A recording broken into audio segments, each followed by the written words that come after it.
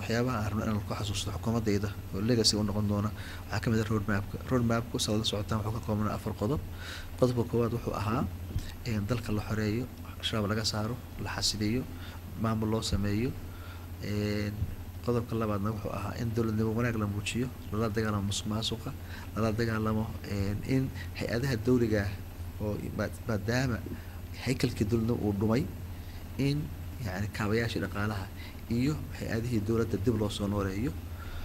tan saddexaad oo iyana muhiimka ahayd waxay ahayd in laisku xirmo, la sameeyo dib u heshiisiin.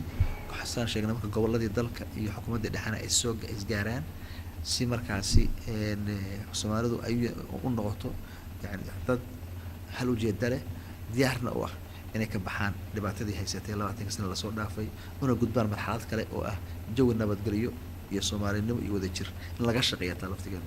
iyo ugu dambeyntii maadaama aan dowladeedu ahayd dowlad ku meel gaar ah, ku meel gaarnimadu ayna ragaadisay 12 sano ee lasoo dhaafay in laga baxo waddanka loo sameeyo dastuur isbedel dhabahna uu dhaco bisha August 2012 kaasoo muujinaya inaan ka gudbayno marxaladii colaadda iyo dhibta, una gudbayno dowladnimo taam ah, nabadgelyo iyo horumar.